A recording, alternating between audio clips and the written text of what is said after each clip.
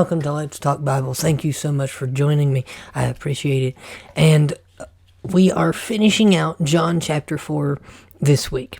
We will finally be done with John 4, and we will then be moving on to John chapter 5, and we will see what the rest of this chapter and the next chapter has in store over the next few weeks. That is in the rest of this year. We will get all the way to John 5, 21 through 25. So we're just going to be able to get to verse 25. That doesn't mean that, at the beginning of the year we'll, not be finished with John chapter 5. But we will, of course, at the beginning continue talking about John chapter 5, and we will pick up at John chapter 26 in the first video of the new year.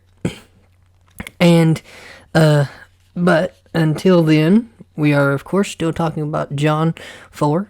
And like I said, this is the last little bit of John chapter 4.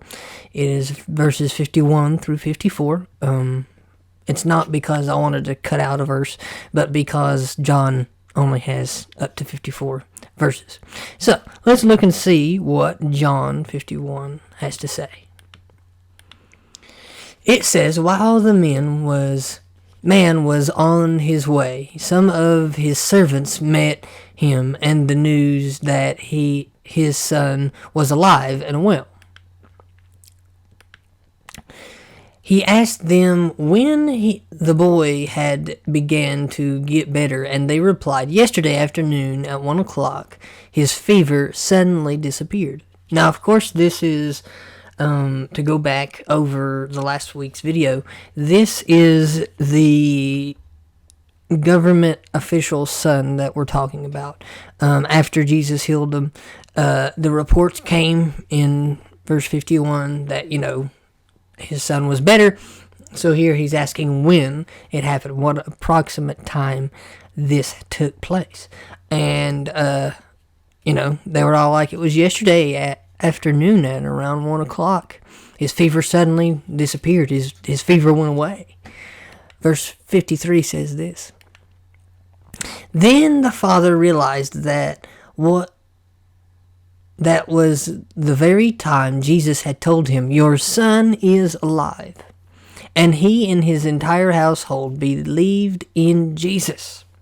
So you see, it took for his whole entire household and him to believe in Jesus. It took them this sign, which is what Jesus talked about in the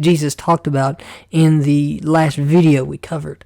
That, it would take them this sign, this miraculous sign, to really believe in Jesus. And of course, once this happened, we see here in verse 53, his whole household believed in Jesus, believed in him, and believed that Jesus was the Messiah, that Jesus is the coming King, the one that will bring his kingdom to earth. And that's very important for us to always remember and keep in our mind that not everybody accepted Jesus fast. Not everybody accepted Jesus in the same way. Not everybody was kind to Jesus. Not everybody liked Jesus. But there were those believers who did believe, did know that Jesus was the King, that Jesus was who he said he was. He's the Messiah, the Son of God. And they believed this because of the signs. They believed this because of them receiving salvation, because of a healing that may have taken place. They believed this because of what had happened. And like I said, a lot of times this also happened in the Old Testament, that the way that prophets were recognized and saw was the signs that they did, because that normally showed whenever, they did some sign, that God was with them.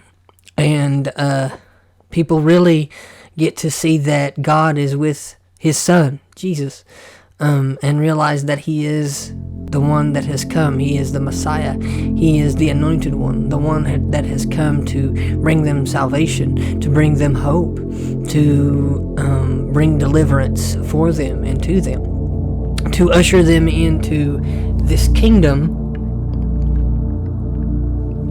that they all really didn't understand until Jesus came and taught them about this kingdom. So, let's see what verse 54 has to say. Verse 54 says this: "This was the second miraculous sign Jesus did in Galilee after coming to Judea." Now, of course, like I said whenever we first started talking about this, this is technically his first sign, right? This is technically his first sign that he was able to actually do. Because the first sign, the first miracle that Jesus did actually was one that he wasn't supposed to do, but he did because he loved his mother. He did it because of the love and respect that he had for her. And then this is the second one that happened in and around the same place, or Judea, which was really his first miraculous sign that was supposed to happen. Instead of, him acting out of what he was supposed to, out of the compassion of his heart for other people. So, looking at all of this, seeing this, that, even though Jesus wasn't supposed to turn the water into wine, he still did it. And it was at Galilee. And then the first supposed to be miracle happened in Galilee. It was supposed to be the first one that he actually did. But, things change. Jesus has compassion on who he wants to have compassion on. So does the Father. So things can change. Things can be different. And this is the second one, though, that happened in Galilee. His second miracle that happened in Galilee.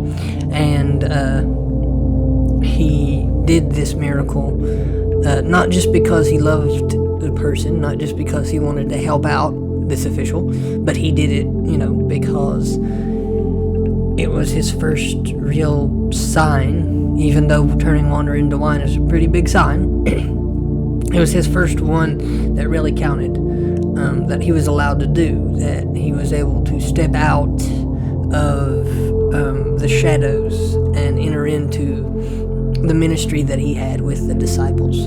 And so that'll do for this video.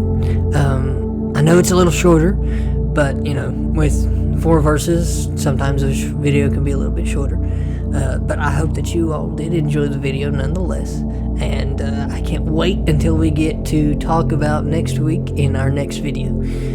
John chapter 5. I am excited. I can't wait to move on to another chapter. It feels like we've been in this one for a very, very, very long time. And I'm excited to move on to the next chapter and see what all great things Jesus does and his disciples do in this chapter. And I will see you guys next time.